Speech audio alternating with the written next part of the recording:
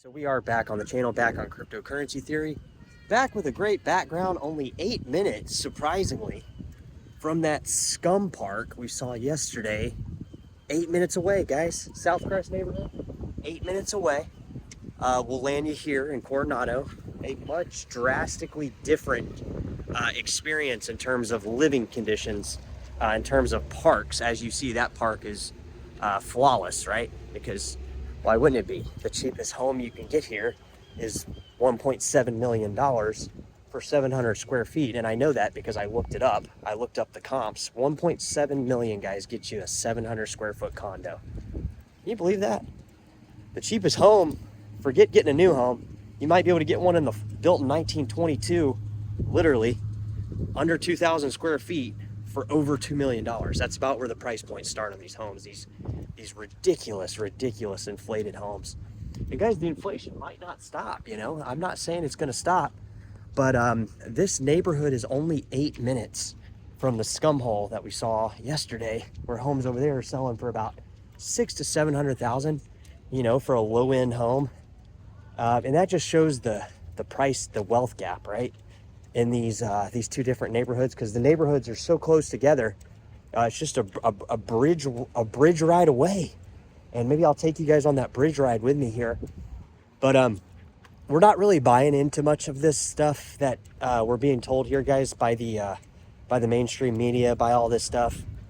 You know, if people are already selling their homes, guys, think about this. If people are selling their homes that just bought them in 2020, 21, and 22 because they can't afford them, and that's actually what we're seeing a lot now. We're seeing a lot of people relist their homes. And I'm looking at this, guys, as a realtor, because I still look at the market, even though I'm not active in the market right this second. You know, we're seeing people sell their homes that just bought them in 2021 and 2020 and 21 and 22 even. And those were when the interest rates were still low, guys. That's before they went up.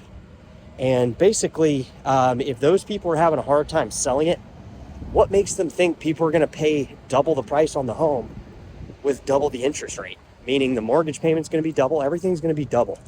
And it gets to a point where there's not enough money to pump the price. So the prices inevitably end up falling down, especially in this real estate market, I think, or maybe not. Maybe there's enough inflated dollars where the prices might just stay high and just might not go higher. You know, it might just kind of develop its own little volatility within the, you know, the own little spread right there. And that be the next 10 years, just like it took 10 to 15 years for some people to recoup the losses in 2009. So, you know, this is a much different neighborhood, guys, much different from what we saw yesterday. You know, obviously it's a much more affluent neighborhood, being the price point start around 2 million, which is absolutely fucking insane if you ask me. For some of the houses I saw for sale for 2 million was just absolutely ridiculous, because I mean, they're old ass crappy homes where you can hear your neighbors taking a shit next to you and you're paying that much money. It's like, and these people are financing them, which means they really don't have the money unless they finance them. So it's kind of like, if they're going to spend that much for that and finance it, it makes me wonder if they even have the money to pay for it. You know, like, why would you buy that when it just doesn't make any sense, guys? It doesn't make any sense to spend fucking $2 million on a house that was built in the 30s, where literally you'd have to tear it down, and they don't tear it down. They live in the house that was built in the 30s. So it's just a little bit ridiculous here. Here's the animal care facility. I guess it's like a little miniature dog pound. I guess that's what that is right there. Looks like there's some kind of outreach program or something for dogs or whatnot. But yeah, just taking a stroll through here. Looks like this is a little condo development, not a condo development, but you know, condos, little townhouses. These are probably 2 million and up, guys, I would guess. I don't have the exact comps on these, but the cheapest thing you're gonna find is 600 square feet for 1.7 million, because I did check that up. And that's gonna be the starting price bracket for homes in the area. That's gonna be the starting price point for if you want to get a home in this area, this Coronado zip code. It's gonna be 1.7 million for a tiny ass condo that would literally, it'd be something you think you would live in college or something. I mean, it's that small. That's how much 600 square feet is. It's fucking tiny. It's not even, bedrooms are 600 square feet, guys. Think of that. So in a big house, in a nice house, you're paying 600 for a bedroom, not 600 for a, or 600 square feet for like one room, like your master bedroom or something in a mansion or something.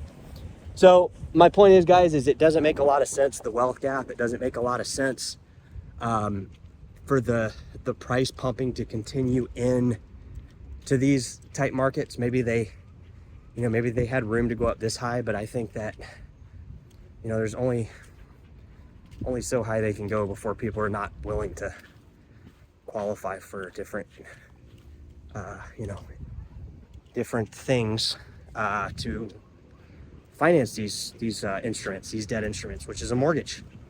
You know, you can price pump it a little bit, but I don't see it, guys. I don't see how prices can continuously go up when the interest rate and the mortgage payment every month is double from what these people that are struggling are having to sell at. So it just, that's what I think is going to do. That's what I think is going to happen, is you're going to see some markets maybe stay inflated, but staying inflated is different than inflating. You see what I mean? So let's give you one more view of that area right there. I don't know if you guys are going to like these videos, but you know, I am a realtor, so it makes fucking a little bit of logical sense to walk around and talk about some of these things, because it does directly play into cryptocurrency on a big level. It just doesn't look as direct as you guys think. However, if you start looking at the applicable cases of crypto that this stuff runs off into, I think that's where you'll start to see more of the connection, right, between cryptocurrency and you know, some of these other topics we're going to bring up. So that's all I got, guys. Coronado, here's the main drag. Sun's kind of bright. It's kind of hard to walk the dog and do this, but we're going to give you a couple episodes here like this, walking around different neighborhoods of San Diego. Take care.